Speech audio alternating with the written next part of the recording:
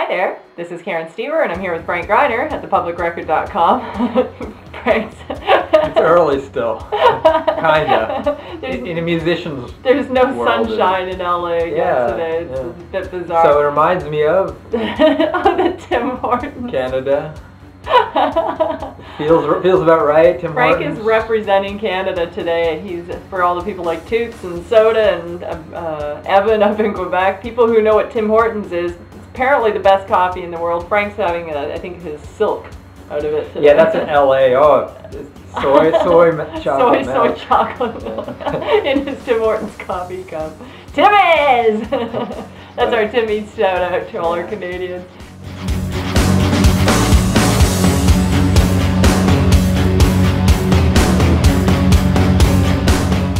Today we want to talk to you guys about the bass and keyboards that are going to take place this week. We encourage you to get your bass and keyboards in by this Sunday night. For those of you just tuning in, we've been writing a song from the ground up, and we started off with vocals, we went into drums, and then followed up by guitars, and now we need bass and keyboards on the project. Had some emails come in from people who are wondering about the approach to take with their bass and keyboard parts.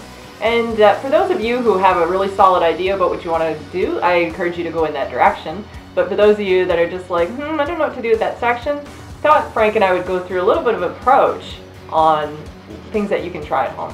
So when we were listening to the track, which, you know, we're just really impressed with you guys, just all the drum parts and guitars and everything that have been coming in. It feels like a really solid track already, but I think what's really going to solidify it is this bottom end, this bass part. So we were going through the sections and we thought we'd talk about the approach.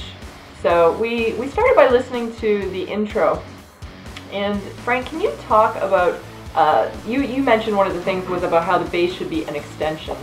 Well, yeah, I mean, I think there's two different approaches in this song.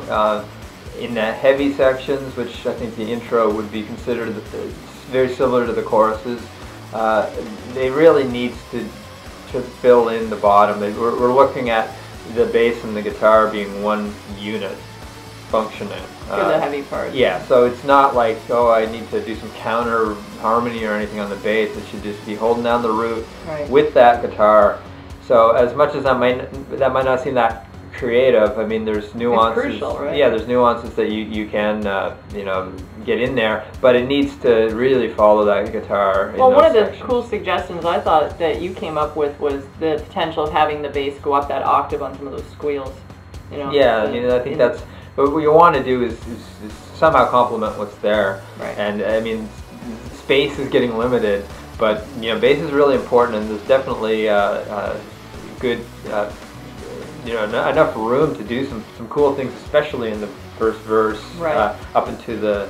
And we talked about chorus. Doing some synth-y, keyboardy kind of string stuff. You'll hear some of the runs that were put in there. I think there's an opportunity to do something kind of a high octave with some kind of cool sound in there, potentially, on some of those runs that you hear in that intro. Yeah, I just think conceptually this intro is well, I think the tendency for us is to try, hey, what else can we do with this? But I think that musical figure that's presented by the you know, by that guitar there, is kind of a focal point, and it's not meant to be like you know, layered in with a bunch of counter melody or anything. It's pretty much, we want it to be bold, you know. So anything you can add to do that, to that effort, I think is going to be great. Yeah, for sure.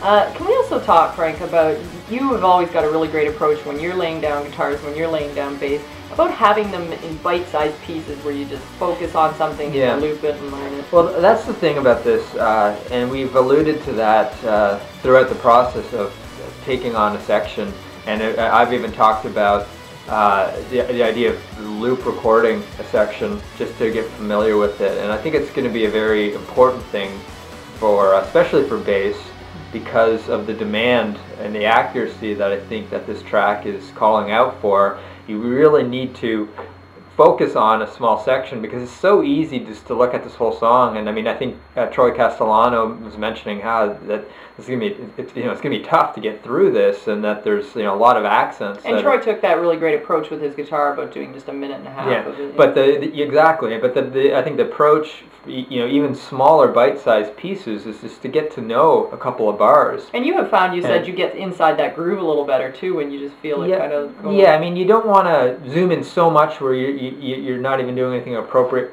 for the dynamic of the whole section, but get to know what you want to do. Just as far as I would play through and basically kind of find what the notes that that are working for you, and then zoom in on individual accents, because for the most part you want to stay tight with the kick drum. It's definitely one of the things that make bass and a whole mix sound great when that bass is locked in with the kick. Right. So most of the guitar actually hits with that kick drum. So you could probably just run off of the guitar, but I would really, as far as setting up your balance so you can really concentrate on what you need to do, I would suggest cranking up the drums and refer to the piano, because the piano, if all else fails, if you play with the piano, the guide piano is playing, you're going to be playing the right notes and for the most part the right rhythm. Right. So that's, again, don't be restricted by that if you have an idea that's going to expand the song, but if you're a little bit like, oh, what should I play? I mean, I would look to that piano part as a guide for you.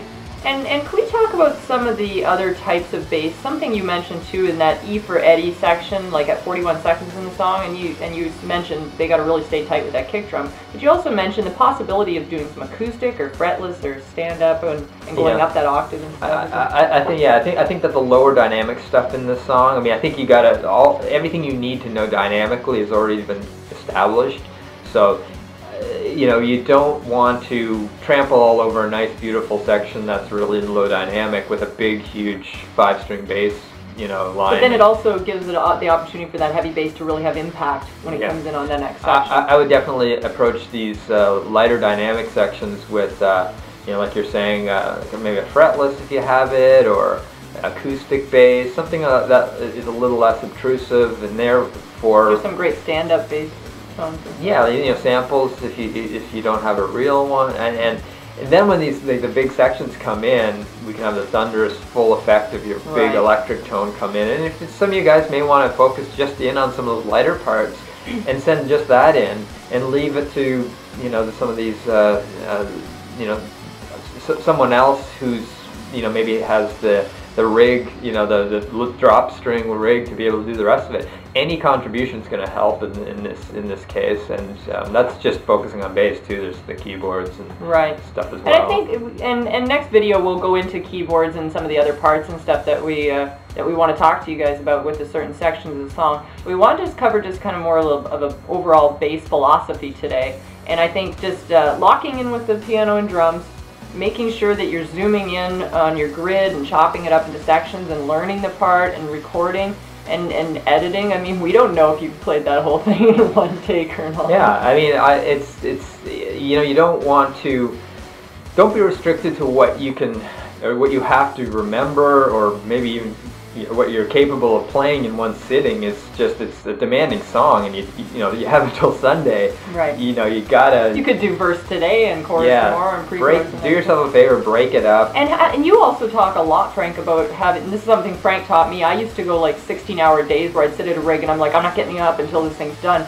And Frank taught me about taking breaks, because you're also giving your ear a break and you're getting a new perspective when you come back to it. Yeah, I would always recommend, if you're feeling like, hey, I've been at this for a while, I'm a little stale, I feel like I'm cutting some corners and not really digging in, go off and do something else. I mean, it's just, you're probably go for Timmy's. Go for Tim Hortons. And come back with some fresh energy, like you really want to attack a section. And then you keep the quality up. How many times have we done this where we work late into the wee hours and we go to bed feeling awesome of what we did, and we wake up in the morning and it's like, wow, that's a big pile of crap, because we just didn't have the perspective. I'm glad that didn't happen on Monday night. All right, guys. Until next time, rock on.